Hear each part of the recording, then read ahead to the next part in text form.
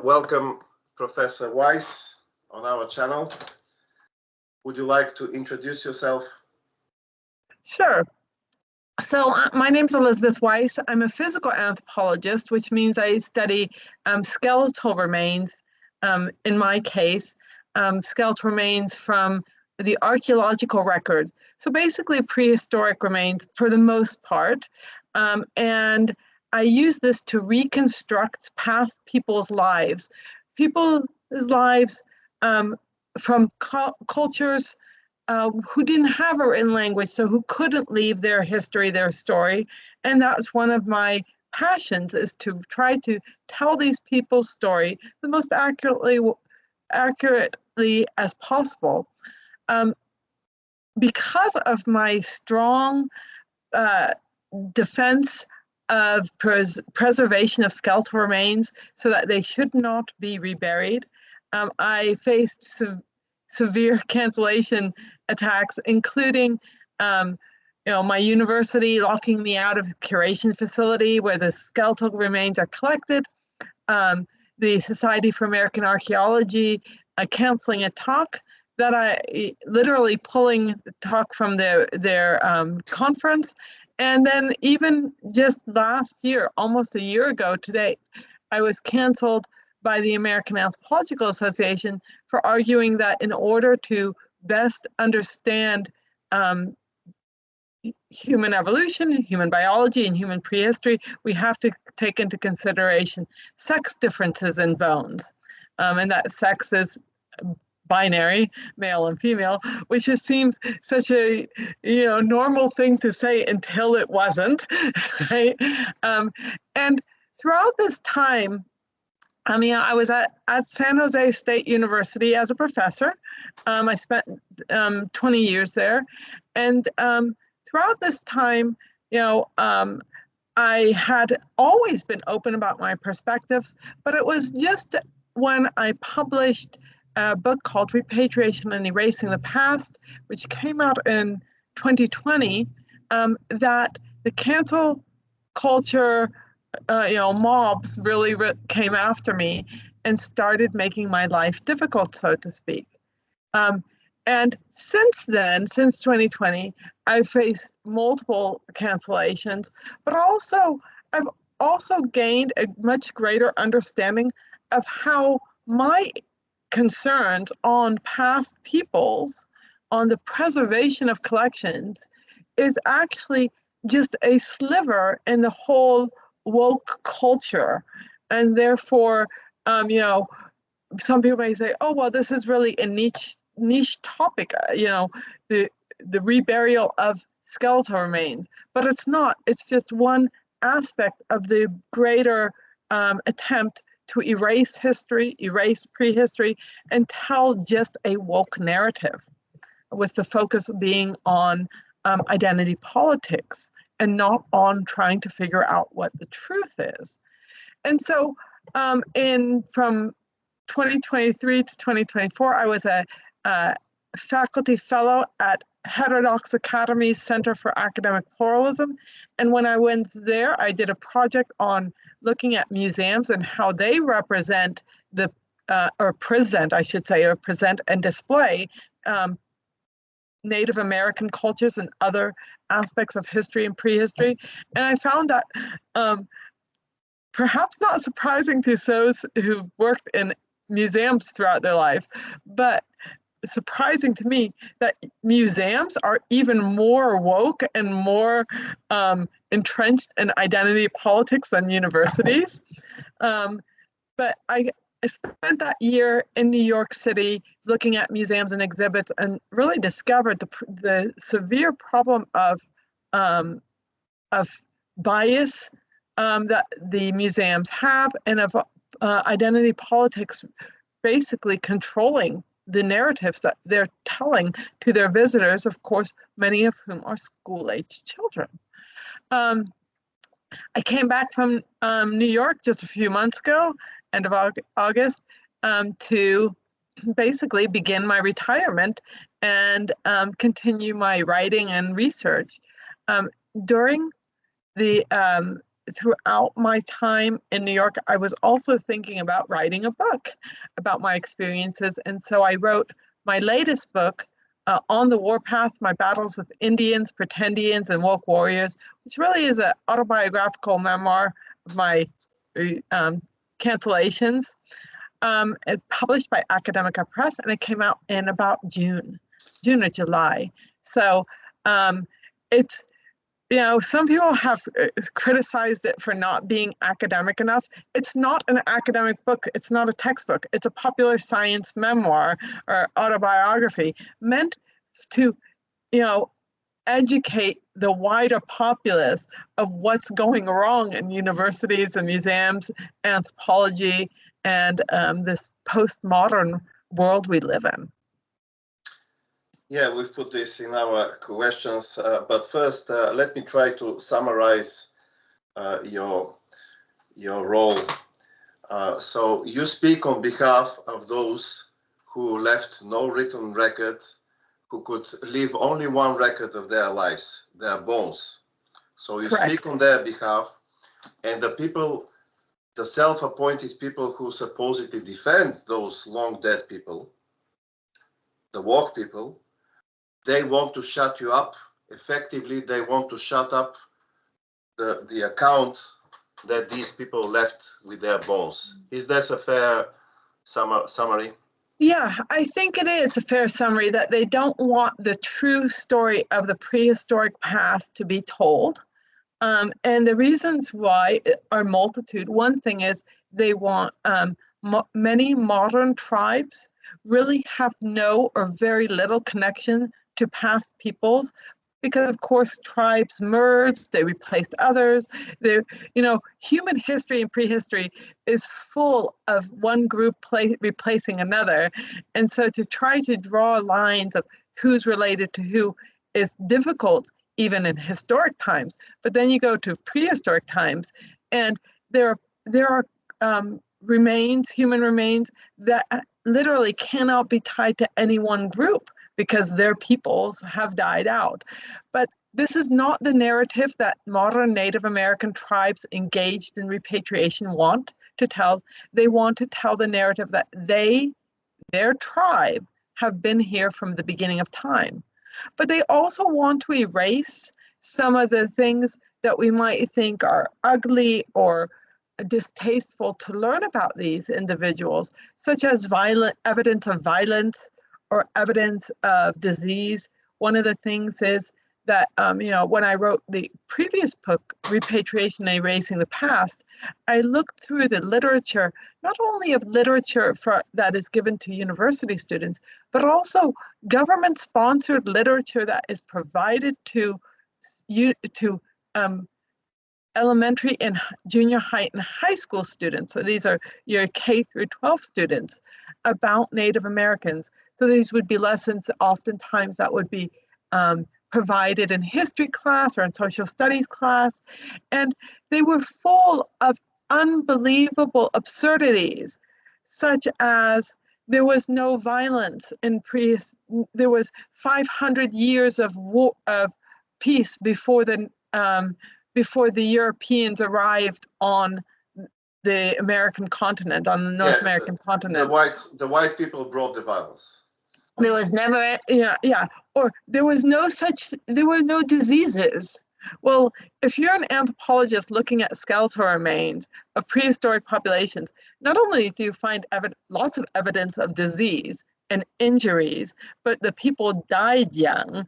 And so we know that this is not a true narrative, and yet it's being given to these school-age children to basically make them feel guilty about being here and having ruined this perfect utopia that was, Turtle Island or whatever name they want to call it before the Europeans came. And this doesn't really help anyone. It doesn't tell the true story of the past. It doesn't allow us to realize that the people of the past were incredible people who faced unbelievable challenges, were extremely resilient, and it's worth telling that story because that in of itself is important to know. But it also doesn't do anybody any good because basically it teaches some people to be ashamed of their their non-existent role in supposedly wiping out a population. And then it gives the Native American activists and those who believe their activist stories a reason why they're not doing well in society. And so I kind of think that when you tell somebody, well, you know what, you're not doing well because your professor is a racist. And if that professor is not a racist, then that student has no intention. If that student has no intention, if they believe the professor is racist, to improve their work. So you're basically giving them a reason not to try to figure things out themselves. And we see this, the many Native American repatriation activists have said, you know what, if all the skeletal remains were buried, then all of our problems would be solved. We'd have no more alcoholism, no more drug abuse, no more poverty, no more missing women and children, no more domestic violence or child abuse. And that's just not true. So you can bury everything and you're still going to have the problems. And then what will they blame? Instead of working from the get-go on solving these problems. I was listening to you, and I remembered when you were speaking about this utopia in the past, that actually Engels, who otherwise seemed, when you read some of his stuff, seems like a down-to-earth guy, but he also had this utopian idea about the past, that in prehistory, this is where he got the word communism. People lived in a community, and the community took care of policing, took care of dispensing justice and all that. So communism in the future will be this utopian society, which, just like prehistory, people will have no need of government. They will govern themselves. And we were taught this at school, that right now we are living under socialism in the People's Republic of Bulgaria, but in the future we will be living under communism. And under communism, the state will wither away, just like there was no state in prehistory. So my point is, Engels, one of the co-authors of Marxism, he also had this it's not a new thing, this utopian idea about the past, that in the past people were happy and everything worked well, and they were singing Kumbaya, no violence, no private property, no whatever. So it seems that it's not a new thing, it's only what the woke do today. They have only repackaged the old stuff from Marxism, which also had this idea that the past was this wonderful, magical place, utopian place. And anthropology is filled with examples like this kind of thought of a utopian past, and filled with Marxism, quite honestly. What's interesting is even the new, fairly new, I would say almost fetishes or trends, like the trans trend, transgender trend, the anthropologists look for evidence of trans individuals in the archaeological record. So one of the things is they'll say, well, we found this skeleton and it's a male skeleton, but it's found with some tools that we think should have been like a female tool, like let's say a mortar and pestle. And therefore, maybe this individual wasn't a male, maybe it was a trans person. And of course, the thing is that they basically reversed the independent variable and the dependent variable. Maybe men were grinding things that women didn't grind, right? But the thing is that the reason why they view it this way is because they're looking at it with a utopian view of the past that tries to legitimize their current trends. And so, and you'll hear this about the trans issue, but you'll also hear it about about the two-spirit concept in Native Americans, which is actually quite a new concept. It was just coined in 1990. And you'll also hear it about these, reconstructing past lives. You'll hear things like, well, they didn't have any hierarchies. They were all egalitarian. Of course, there were some populations that were more egalitarian than others, but there were plenty of populations that had ranks, that had, slavery. Native Americans on the Northwest coast had a lot of, engaged in a lot of slavery. One of the reasons why Europeans, when they came over to the Americas, why they outlawed or banned the potlatch, where the two tribes meet and swap things, and is because that they would meet and they would try to one-up oneself, the other tribe, and part of this was they would bring their slaves, and to show their wealth, they would slaughter people right there at the potlatch to show, look how wealthy I am. I can slaughter 10 of my slaves, and then the other one be like, I can slaughter 15. And so the missionaries were like, there will be no more potlatches. And this then turns into a narrative of these terrible Europeans stamping out Native American culture. And of course, certain cultural acts, whether they are Native American or others, if you look at the Germanic tribes, the prehistoric Germanic tribes, there was barbaric actions, savage actions. These things sometimes do have to be removed. Culture should not stay static because people have done crazy things in the past that needed to be changed. And part of that is, the best example is slavery. Slavery was, a worldwide phenomenon for most of human prehistory and history.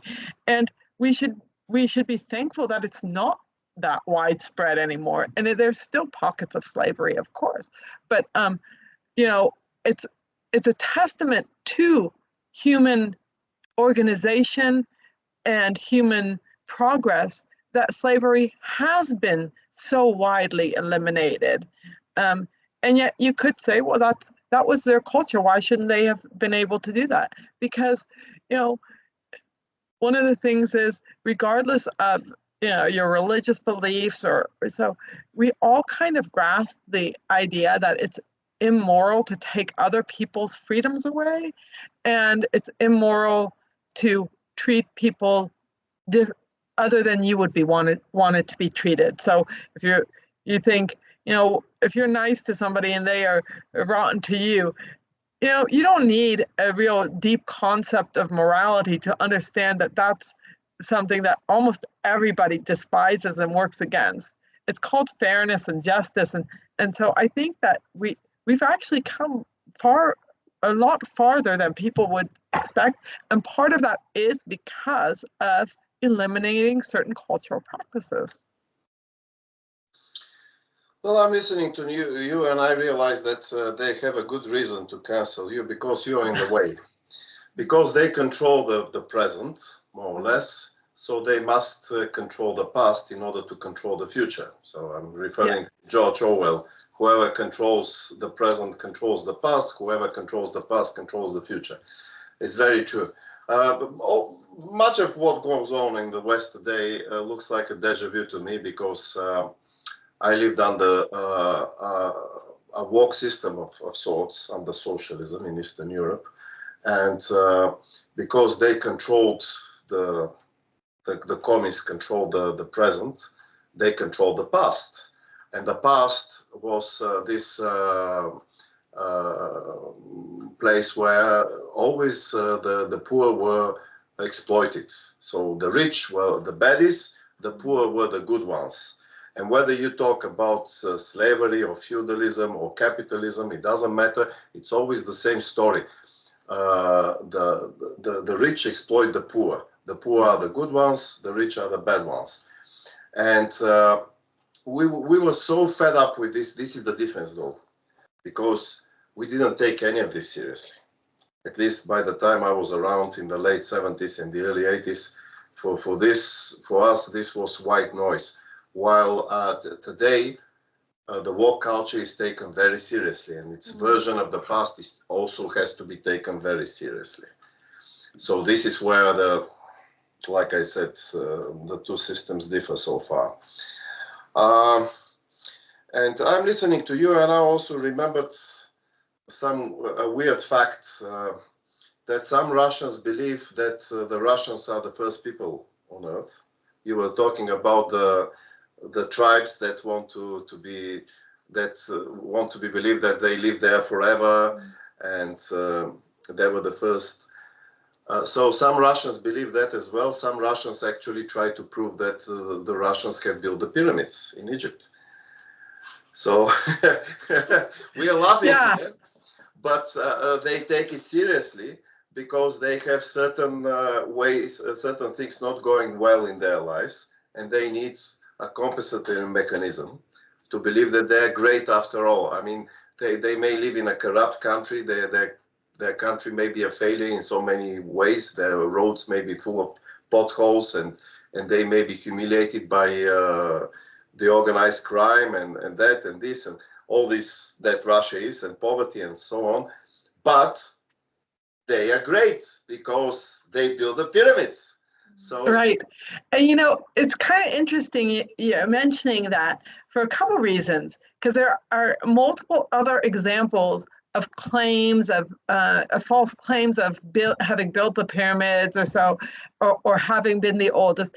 The Chinese government is constantly funding research that tries to show that the Chinese are the oldest, the first human, Homo sapiens in China. They also have taken actions to hide the fact that some of the oldest mummies, which aren't very old, they're like 3,800 years old in Western China, actually look very Caucasian. Like literally, they look like they have the nose of a Caucasian, right? So, which you can see, excuse me.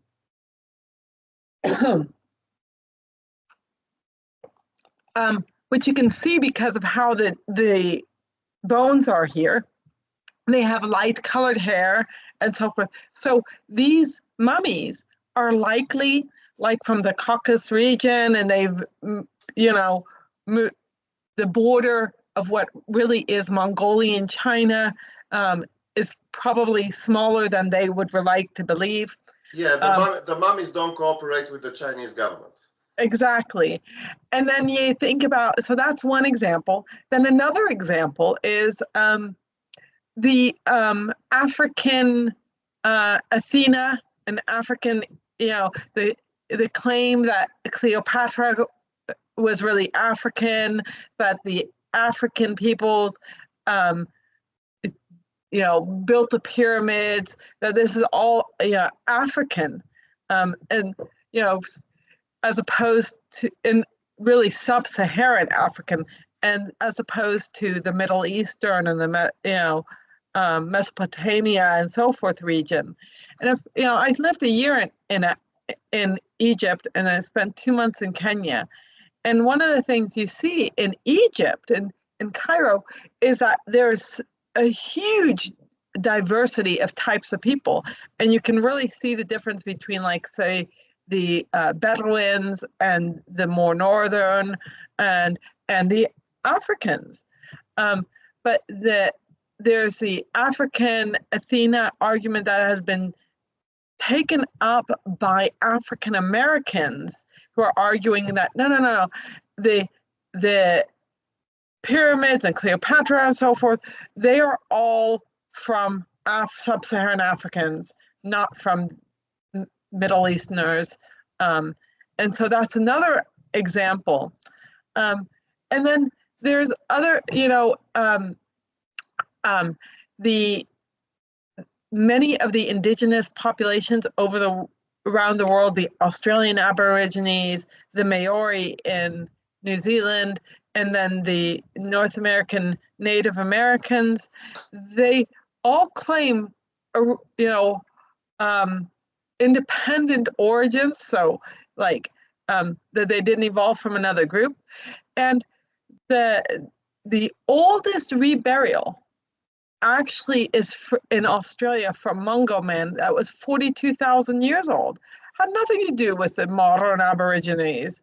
So in a sense, like this type of claim, like we've always been here, or we are the oldest people, or we built these great things, I think is an excuse to try to pump people's past up, especially when they're not doing well, because all the people who claim that are not doing well in modern times, whether it's the African Americans, the Native Americans, the Australian Aborigines, the Russians, and so forth.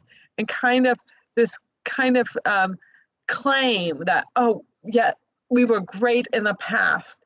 And once again, it's also then ends up saying, well, we were great in the past because you guys weren't around. And once you guys came around, then we were no longer great. Once again, pushing the problems onto the other as opposed to trying to deal with it themselves. What is it about our culture that makes us end up, with high rates of incarceration or high rates of crime, or, what can we do differently as opposed to saying, well, it's not my fault, it's your fault? Oh yes, again, this reminds me of my past life before I immigrated to the West, because I was born in a country where always some invader was to blame. It was never us to blame for our misfortunes. It was always the Ottomans, always somebody else, always the West. So I'm familiar with this type of thinking. Whenever I've spoken to my former compatriots about owning the problems and doing something to change, they would always say that it's because of these 500 years when we were under some rule that we are the way we are. It's not our fault. Just like a fat person actually would indulge in these endless musings how his genes are to blame, and Right. The food industry is to blame, and sometimes racism weirdly is to blame for being fat. Racism Racism is to blame for everything, right? actually YouTube videos were going like this, where some fat women actually complain that they're fat because Trump was elected. I'm not making this stuff up. Right. Could found it's out there. This part is very familiar to me. Again, what puzzles me is that so many people take it seriously, because back in the days when the commie propaganda was telling us certain things, we never took any of this seriously. For example, in the same Russia, there was a joke that the Soviet elephants are the biggest elephants in the world. They were mocking the Soviet propaganda. Obviously, there is no such thing as a Soviet elephant. Yeah. There are no elephants in Yeah. the Soviet Union. But they were mocking the Soviet propaganda, who was always trying to present the Soviet Union as best in everything. So, and yet today things changed, and today this culture there is taken seriously. Weirdly, the woke in the West supposedly hate Putin, but it turns out they have a lot in common culturally. Yes. Yeah, I think that's an interesting aspect. And the other interesting thing is, the woke is, I was criticized for using the term woke, and it's like, well, is there even a woke ideology? And I mean, woke is a term that the woke themselves first embraced. So it's not, and basically it was like a emphasis on identity politics, on race and gender, and quote unquote social justice. And I think is, what the woke do is they turn everything into race. So it can be, why somebody's fat, or why the street has potholes, or with the racism of infrastructure, the racism of archaeology. It really doesn't matter. And one of the things is, in some ways, I had my own awakening when I wrote Repatriation and Erasing the Past, that came out in 2020 with my co-author James W. Springer. And the thing about Jim and I is, like, we didn't really think that this book was going to be like really that controversial. It's a very academic read. But we were criticized for being racist. And I was like, why are we being criticized for being racist? And so some people would be like, well, it's because you use the term race, but we had explained why we used that term in a footnote. So basically saying, well, some of the laws use the term race, and since we're covering some of the laws, we're going to use it in that, and then it's like, because we were talking about tribes compared to others, but in some ways, the book is not about race at all. It's about, repatriation laws and how it ruins the science. And yet the woke turned it into an issue about race, because they turn everything into an issue about race. And I think that was a kind of like a surprise to me, because I didn't think that that's what we were going to be attacked on. And yet that is still, one of the insults that gets thrown at me quite often is that, oh, she's racist. And I'm a eugenicist, which I still don't understand why they think I'm, eugenics basically is arguing for government control of choosing the best offspring, so to speak, or, trying to figure out how to get the best next genetic breed from government control, like sterilization, or, but even if, which I don't talk about at all in my book, any of my works I don't talk about, the next generation, really, because I'm looking at the past. I don't deal with that topic at all. And yet that's another thing that's been thrown at me multiple times. Oh, she's a eugenicist. Well, ultimately, it doesn't matter. You don't belong to their tribe, and they have a keyword to apply to those who don't belong to their tribe. Right. So it's a racist. Mm-hmm. Just like the Nazis had a word, Jews. Yeah. I mean, the Nazis could explain in terms of Jews everything. So what America and the British Empire do, well, this is the Jewish financial capital. What happens in the Soviet Union? These are the Jewish Bolsheviks. And the list goes on and on. The Jews are everywhere. They're throughout history. It's always the Jew. And under socialism, it was the same. It's always the class struggle. It's always the rich against the poor. Everything could be explained in terms of, it doesn't matter what the facts are. This is the bottom line. And when it comes to feminists, of course, it's the misogyny, it's men oppressing women. So now with the woke, the key word is racist. And therefore, because you are not part of it, you are against it, and therefore you are racist. That's the logic. I mean, it's kind of logical to me, at least. Yes. And what's kind of interesting as well is, like, I wrote an article called The Neo-Tribes of Anthropology, where I basically say one of the big problems of anthropology is that, for the most part, anthropology, for most of anthropology's history, the important aspect has been to study the other, to understand the other, whether that is a past peoples or modern peoples. But now the neo-tribes of anthropology, such as the queer archaeology interest group, or the Latinx anthropology women, the neo-tribes of anthropology, excuse me for interrupting. So there is anthropology and there is a queer anthropology. Yes, there's queer anthropology. Different thing. And there is a Latinx anthropology. Yes. And basically what they do is they use the data, the bones, the artifacts, so forth, to support their current lifestyle. So if you're queer, you're looking for evidence of queer, a queer past, whether it's in Athens or the Inuit, or for if they could, they probably would for it in Lucy. I mean, like, it's just that's what because they're not interested in understanding the past. They're just interested in justifying their position and then forcing other people to accept that that position is normal. And so, I'm from San Francisco. I have no problems with people who are living different lives. I actually have a very, laissez-faire attitude on these things. I think that people should live how they want to live, and let others live how they want to live.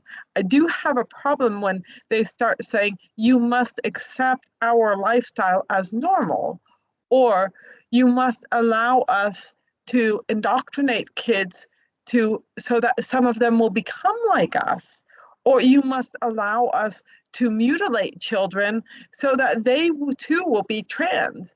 These things I do have a problem with, because this is abuse of power in a sense. And so, like, but yeah, that's what's going on, and that's what the university has been pushing. And they've realized, in some ways, that maybe waiting till students get to college age is too late, and they've started to earlier and earlier. And so one of the things that I try to make people understand is that you might say, well, anthropology, how many anthropology majors are there? How is it really going to affect things? But in the US, most universities have anthropology as a general education choice. And most universities, public universities, for example, most students will take at least one anthropology class. And these people are then going to become your teachers in K through 12. And so if they're indoctrinated with these false ideas about the past, and then they bring it to the even more vulnerable students, the younger ones, this is really a cultural change that can have a fairly traumatic effects.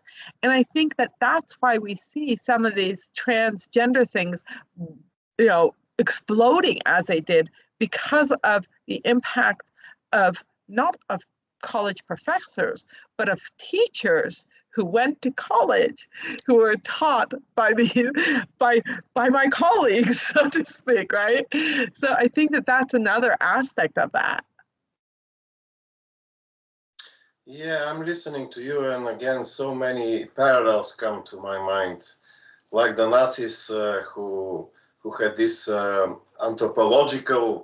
supposedly anthropological idea about the Aryans who created the civilization everywhere, from Greece to Germany, and they were sending expeditions to Tibet to find evidence for their theory, and they were measuring the human face and certain measurements, supposedly this pseudo scientific gibberish that started Mein Kampf and ended with these expeditions. So these measurements supposedly prove their theories. It's not a new thing. When you have studied history, you see the parallels, but most people haven't studied history, and most people take everything on face value. And again, this as this socialist Joseph Goebbels used to say, if a lie repeated several times becomes truth, and this applies to the woke movement today. If they repeat racist, racist, racist, racist enough times, eventually it sticks. Yes, yeah, and there's really there are some words that are thrown at people that there's really no way to fight it without looking, like you're being defensive or so. Like if somebody's, my thing is, like, if somebody calls me a racist, I just say, I'm not a racist, and that's that. But like people who are like very, and I must say, I am quite a insensitive person when it comes to like being name called, or I throughout all of my cancellations, I I didn't lose a single night of sleep. I was just like, and like there were times when I really thought that my job was on the line. I got attorneys to help protect my job, sued my university, but I never lost a single night of sleep. I laughed a lot more than I cried. I was like so I'm not that easily affected by it. This, by the way, this, by the way, comes across in the book. Oh yeah. While I was reading it, I had the feeling that I'm reading a script for Monty Python flying circus sketch. I mean, much of it could be recycled into sketches. Right, because it's so absurd, and yes, my thing absurd. Is like when you're faced with absurdity, the only solution is to laugh, not to cry. And so, like, one of the things is that but I know people who have been called racist, who have been canceled, who have faced serious bouts of depression because of it, had to go seek counseling, had to, some left their job, some started taking medicines. I'm just not that type of person. So how did I become so immune to insults? Who knows?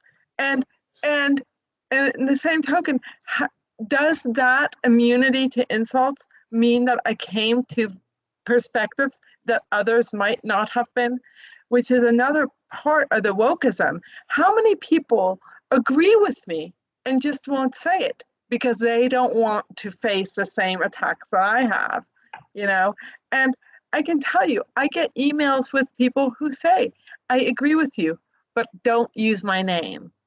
Don't use my name. Don't let on. And of course, I never out these people. I'm not, I'm not out to do that. But the thing is, like, it would never even cross my mind to say to somebody, oh, I agree with you, but don't cite me or don't quote me, because that's just not my personality. Again, it's not a new thing. Propaganda needs enforcement. It has always been like this throughout history.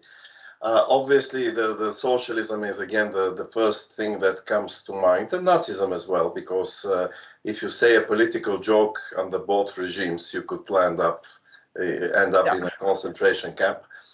But I remember this famous quote from The Prince by Machiavelli, when he was talking of two types of prophets: armed prophets and unarmed prophets. Yeah. So, and he observed early on that the unarmed prophets, like Savonarola, they tend to fail, but the armed prophets, like, say, Moses, they tend to win, because any propaganda doesn't hold to scrutiny.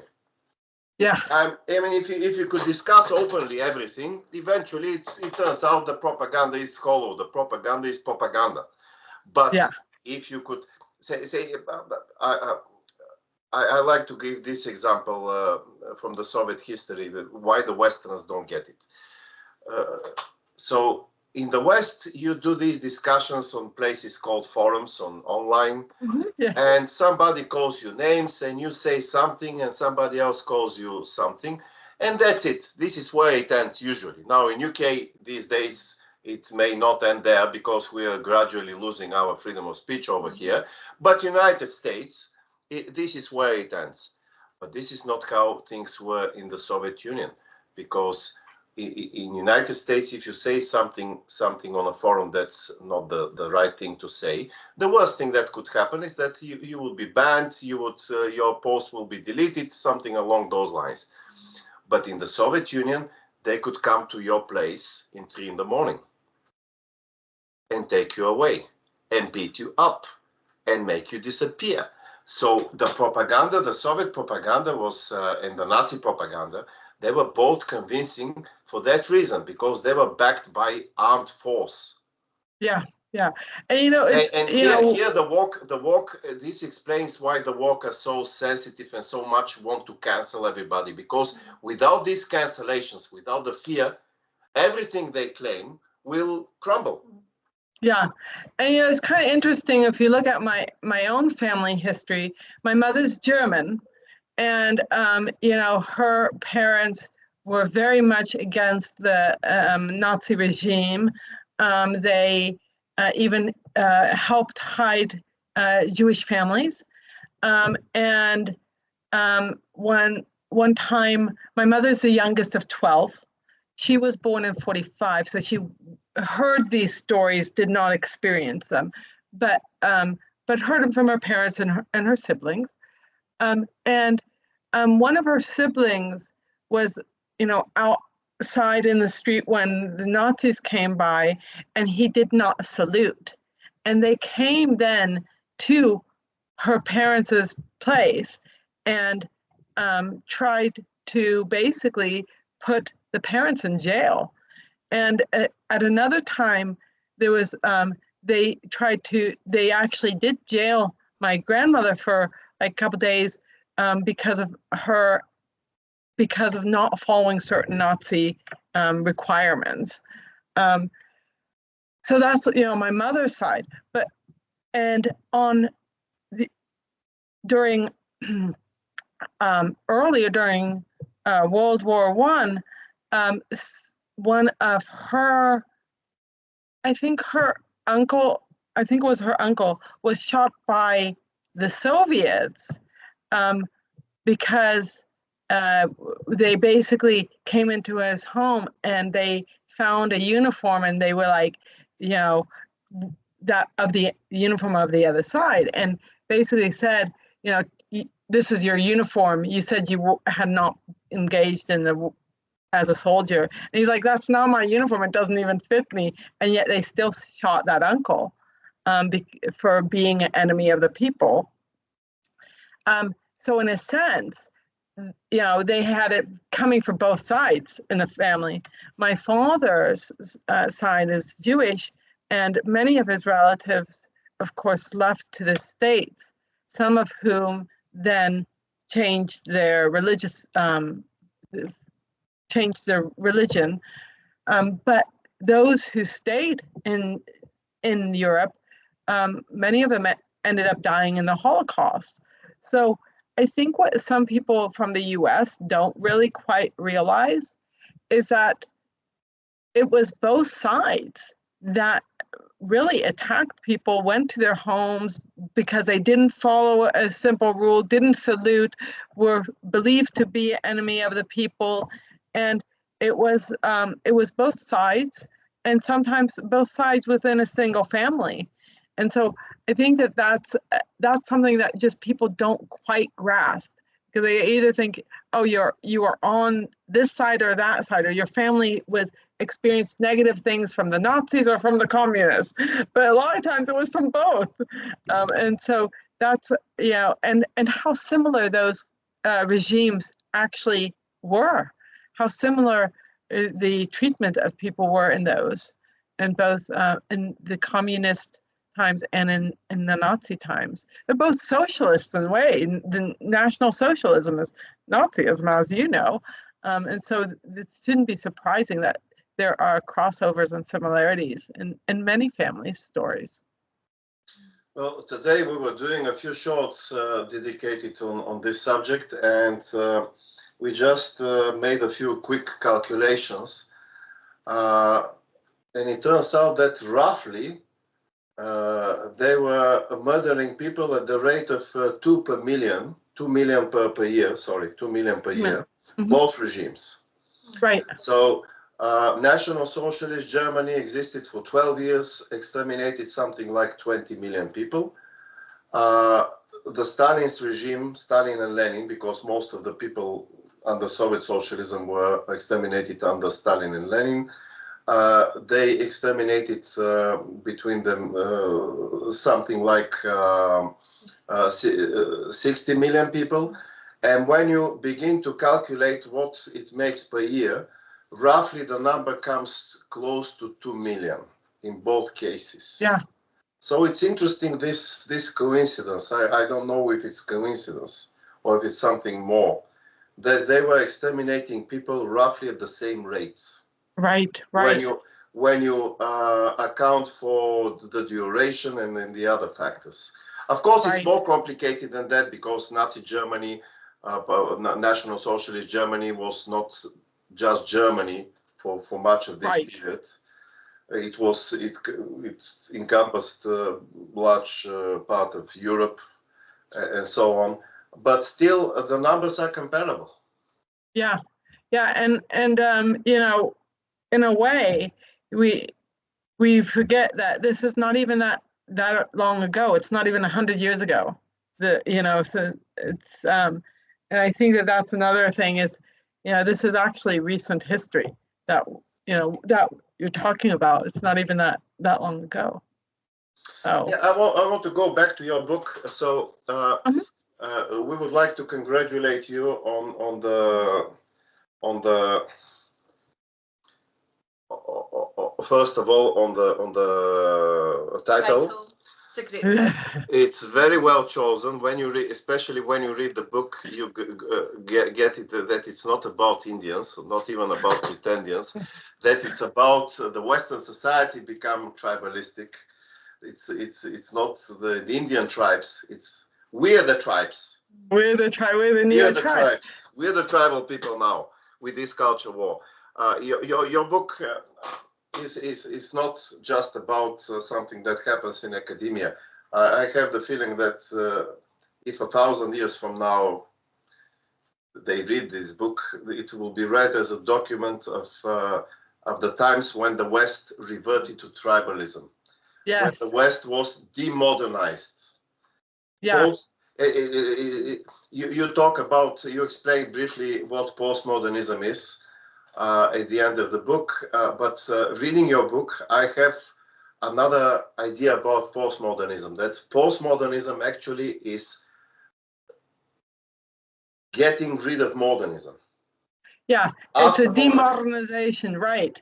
And the thing is, it's not surprising that humans are drawn to these kinds of weird ideas about demodernization and the utopia of the past. These are kind of romantic ideas in a sense. We do think like, oh, wouldn't it be nice?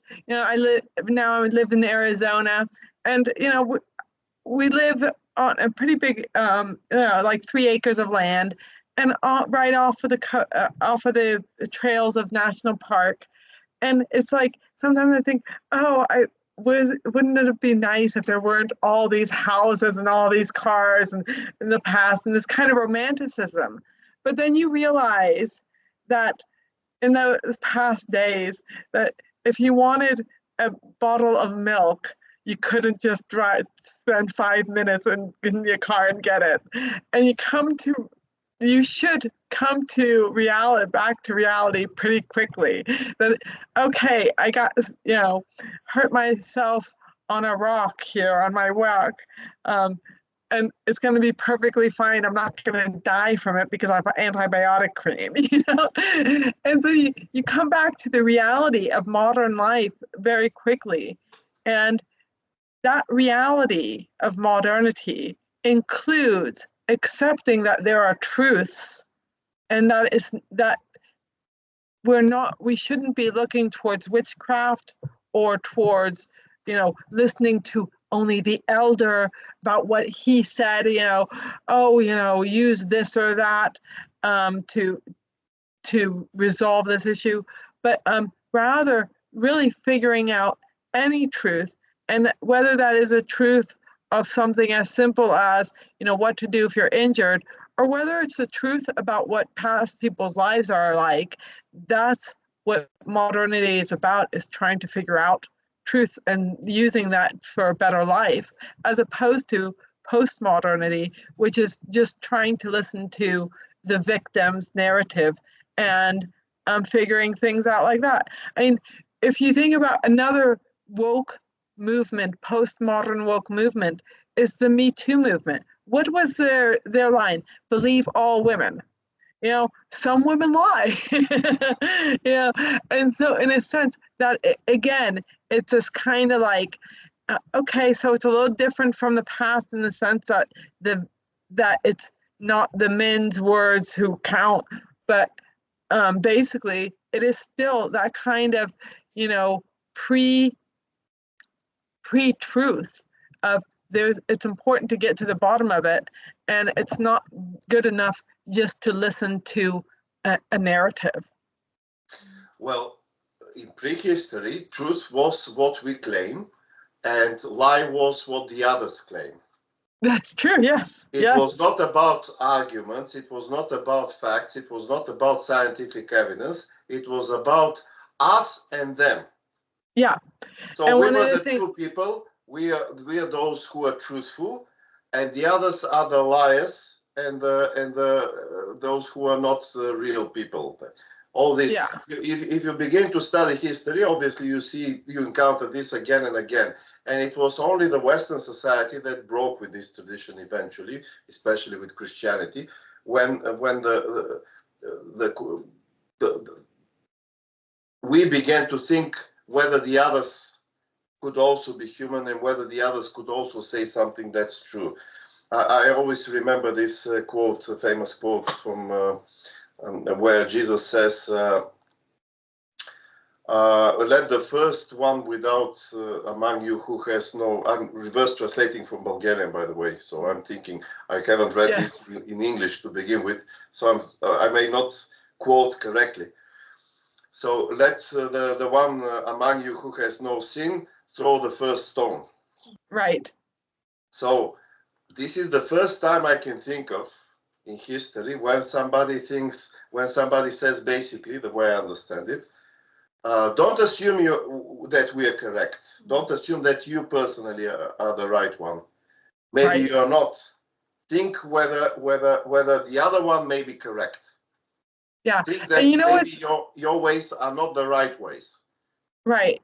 And what's interesting about that is, like, if you look at tribes, especially like the Northwest coast, like British Columbia, California, Oregon, all along the Northwest coast, one of the things they did was they actively engaged in changing their appearance, basically shaping their heads, so that they were like, we are the civilized humans, we shape our heads. Those other tribes are not humans, they don't shape their heads, they're uncivilized, and therefore they can be enslaved. And that was one of their concepts. And the other aspect of this is, I'm not religious at all, I'm an atheist, but I do accept that some religions were more progressive and allowed science to move forward more than other religions, and that there has been progress in religions. And as you say, Christianity with the concept of, accepting that you are not perfect, that, also accepting things like turn the other cheek, versus Islam, which is like, if you are not Islamic, if you're not a Muslim, you're practically non-human, right? So I know when I lived in Egypt, one of the interesting factors was that I knew a student. I was a student at the time.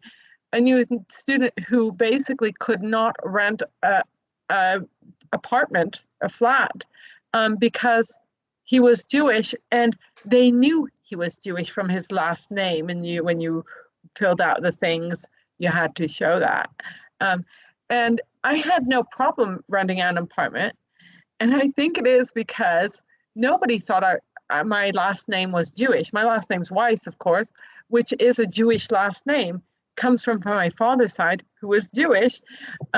It's not always a Jewish last name, but most often is, especially in the US. And yet they didn't connect it with being Jewish. And so I think that they basically knew the Jewish, more Middle Eastern Jewish names, as opposed to the Israeli Jewish names, to the European Jewish names. And so I was never bothered. But I'm sure that had they realized that my name was Jewish, that I too would not have been able to rent an apartment. And also then there were, stereotypes that they had in their mind of what a Jewish person should look like. And I didn't fit that stereotype. I'm sure that had I gone with a name that sounded very Jewish to them, had I gone with a look that looked very Jewish to them, I would have not been allowed to stay. I would have not been able to find an apartment, basically. And that's not because, that is in large part because of the anti-Jewish and anti-other religious propaganda that is pushed throughout the Middle East. Yeah, Islam is not unique. I mean, all religions, more or less, apart from Christianity, perhaps, all religions have this view. And all civilizations had this view. I mean, all foreigners were barbarians. Whether we are talking about the Romans or the Greeks who came with this word barbarian, or with the Japanese who called all foreigners barbarians, and the Chinese, and in every culture, again, like I said, we are the good ones, and those who are not with us are against us, something along those lines. And I grew up under such a culture where we were taught that we are the last stage in human development, socialism. That was because it all starts with prehistory, then it's slavery, then it's feudalism, then it's capitalism, socialism, and we will soon reach communism. So we were more advanced than those who were living under capitalism, and therefore we were the good ones, and they were the bad ones. Right. And if you look through if you follow the Soviet propaganda, you see that there is a very clear correlation between how healthy the totalitarian state was with how black and white the propaganda was. So under Stalin, it was very clear cut. I mean, whites and reds, or Soviet people and National Socialists, or Soviet people and Americans. I mean, it's very clear cut who are the good ones, who are the bad ones. And then under Khrushchev and Brezhnev, it begins to change. It turns out that it's not so, everything is not so simple. There is nuance. And then under Gorbachev, he began to talk about universal human values. Now, if all humans are valuable, how would we kill them? I mean, it becomes a problem. How would we subjugate them? So all these things are obviously connected. And to somebody like me who has lived under socialism, for me this is again very obvious. But to the people born in the West, to the natives, it's not obvious. They still think that it's about race, about protecting the vulnerable, They don't see this connection that it's about political power. Yeah. That it's about it's a power grab. And why is that? Why do you think the people in the West first don't see it? And also why they become tribal? Why they revert to tribalism? These modern Western people, all of a sudden they need a tribe. I think that one of the reasons why they don't see the problem with communism or socialism is because it's much easier to blame others for your inability to succeed. I do think that that's still one of the issues. So if you don't make it through college, or if you can't pay back your student loans, it's the fault of the government because they should have made it free and easy. I think that that's still one of the issues. It was free under socialism, by the way. So I do think that that's still one of the issues.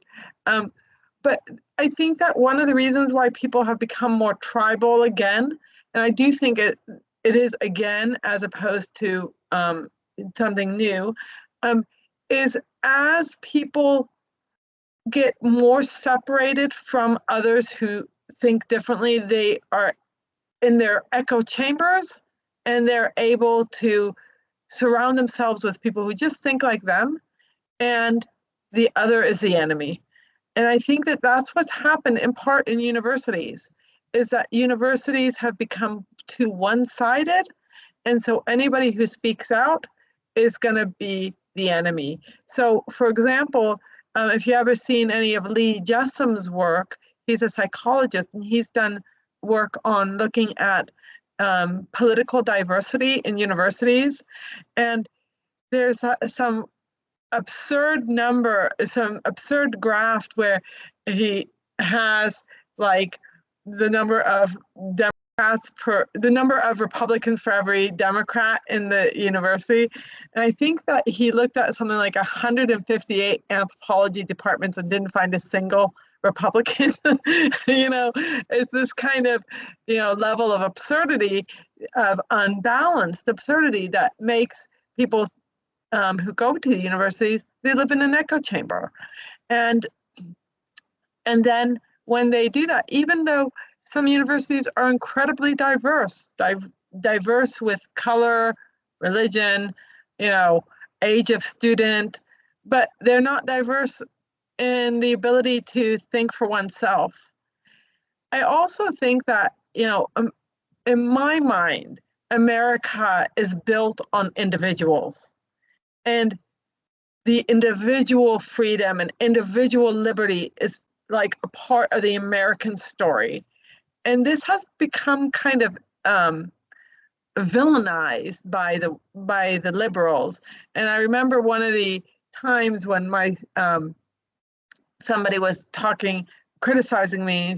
They said, she believes in freedom.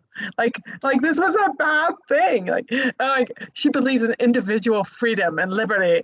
Like, really, that's a bad thing. But they've been so,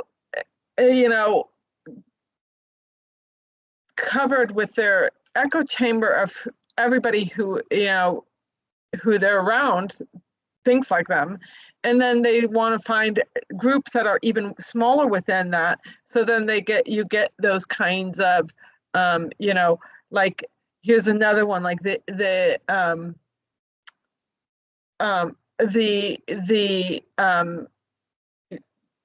trans for what do they call it, the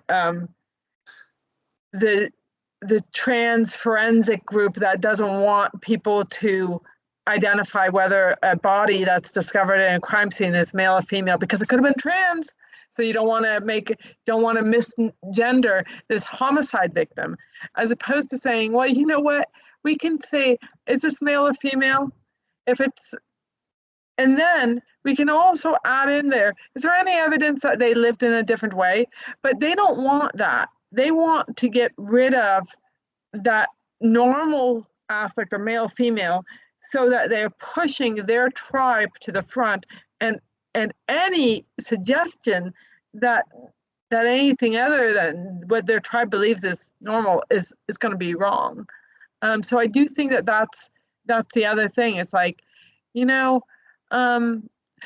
it's called Trans-Doe Task Force. That's what I was thinking of. So yeah, they're basically pushing the fact that they don't think that forensic anthropologists should identify a body by male or female, because that's part of the patriarchy, that's part of the Western culture. It's not part of their tribe in a way. And so I think that those are the reasons. Now, you could say, like, how did we get to this extremism? And I do think that the internet has something to do with it. Now, I personally am not an anti-social media person. I'm not on all social media. I am on Twitter, or as people now call it, X, but I'm not on Facebook.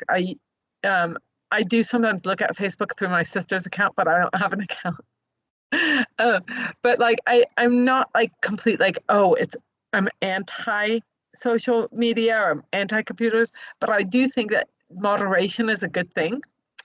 And one of the things that the internet has allowed us to do is to find people with the same absurd fetishes that you have. So in the past, somebody who was like trans would maybe never find another person who was like them and couldn't form their tribe. And now they can go on the internet and find others like them and then, try to convince vulnerable people, maybe you're sad, well, maybe that's because you're living in the wrong body and so forth. So I do think that the internet had something to do with it as well. And then COVID put that on steroids because everybody was locked up in their homes. So that's the other aspect of it. So I think those three kind of things come together, or four things, I guess they are. Yeah, so modern technology leads to de-modernization. Yeah, yeah, More unfortunately. modern technology, less modern society. Yes. Well, I don't have a smartphone. I do have a cell phone because I got one for my year in New York because I didn't want to deal with getting a phone line put in for a year. And so I have a flip phone. But I sometimes say to my husband, I said, you can either have a smartphone or a smart wife. Which one do you want? And I think many people have chosen to have a smartphone and not smart friends, not smart colleagues. And so this kind of, just basically using their technology to cocoon themselves and not challenge themselves. Yeah, I remember the smart bombs. So when NATO was bombing Yugoslavia, one of the smart bombs landed in Bulgaria. So this is something that would have never happened with a dumb bomb. Yes. Dumb bombs may be off target, they may be kilometers away off target, but they never land in another country. Well, a smart bomb, it turns out, is so smart that it could land in a different country. And again, this reminds me of Orwell, who used to say that some things are so absurd only an intellectual could believe them. Right. So it requires a certain level of smartness to believe absurdities, and maybe this is part of the explanation why all this tribalism came out of universities and not out of factories. Right. Yeah. And the other thing is that people now have much more luxury than they think they have, especially universities. And so they have time to believe these absurdities. You don't have time to believe the absurdities if you're worried about where your next meal is coming from, or that you have to really work hard to make sure that you can feed your family. I think that that's another aspect. If you can spend your time, just flipping through your Facebook posts or your, playing Candy Crush or whatever, then I think you're probably more susceptible to believing things that are not really that believable because there's nothing that you're really facing that is dire. So I do think and that way you really would have to figure out a real solution. So that's another aspect of it. It has brought us great joy and advancement, but on a personal level, I think it has led to a lot of people making bad personal decisions. Yeah, unintended consequences. We may be in the middle of a great change. Historical change. Of course, we don't know this for sure, but maybe this will be identified, and your book in particular will be a book that documented this, identified as the time of the great, what's the word? English is not my mother tongue, when a ship capsizes or And it tilts what? Tilts, or when something gradual accumulation leads to a sudden tipping. The tipping point. Tipping point. Thank you. Right, tipping right. point. Yes, yes. So maybe we're, if this process goes on, maybe we are nearing this moment when the tipping point will destroy the West. I don't know this, but I can see that if the present trends continue, eventually the West will no longer be Western. It will be like the rest of the world. Yeah, hopefully one of the things that I've been asked before is like, why do I point out the most absurd of the examples as opposed to like focusing on more everyday examples? And I think the thing is that if you want to change people's minds about things, you have to show them how extreme things have gotten and how off the rails the academia has gotten. Otherwise, they'll just be like, okay, well, yeah, that's academics, no big deal. But it is a big deal, especially when it leaks out into pretty much everyday life. It's ruining some people's childhoods, some people's lives, and it's in part because they want to erase the concept of truth, take away individuality and form tribes, and basically not tell the accurate story of the past to draw a utopian past that we can pretend to want to go back to. I think that these are the kind of things that are concerns of whether we can actually change the direction and go back to what we really should be focusing on, which is increasing people's liberty, freedom, individual ability to live their individual lives without interference without government interference, but also without peer interference, without universities trying to fire people because they have a different point of view, and also to try to actually get back to a search for truth. We may never find the truth, but we have to search for it, as opposed to saying, well, the only thing that's important is who tells the story, not whether the story is true. Because in some ways, the worst thing that could happen is that this postmodern victim narrative agenda slips out into the university, gets into our schools, as it already has, and then gets into our legal system. And, then I think that would be highly problematic. And I'm not sure that it won't happen. Do you have any plans for the future? Any upcoming projects? Maybe another book, or are you just enjoying the quiet life just now? So I do have quite a few plans. The thing is, I do have, I don't know, like 3 or 4 interviews in the next week and a half. And so I still get quite a lot of requests for interviews. The other thing is, I'm going to be in January, I think it's January 10th to 14th, but don't quote me on those dates. There's a conference on censorship in the sciences, and I will be talking about that. And I have, I don't know, maybe 3 or 4 articles that are in press. So they're coming out, one on the issue, one on the concerns about the catch-22 I faced when I went through my university, trying to sue my university, and about how Native American sovereignty makes it difficult for people to get justice when they're being discriminated against by these by tribes.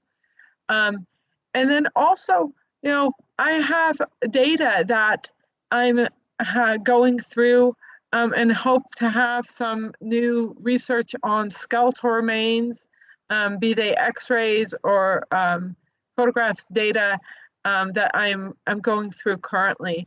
That might take me a little while to go through it, but hopefully within the next 6 months have something out on that.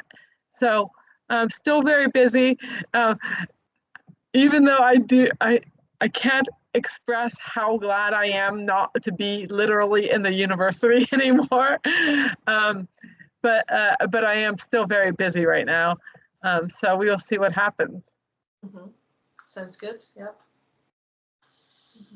Well, Professor Weiss, thank you very much for talking to us. Well, thank you so much for having me on. And yeah, I really enjoyed your book.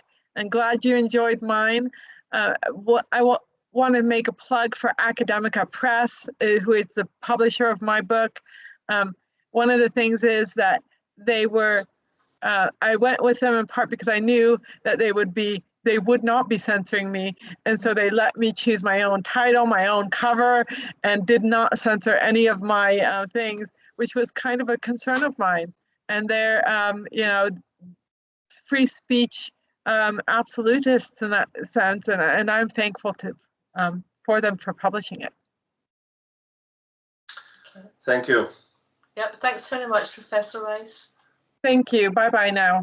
Bye-bye. Goodbye.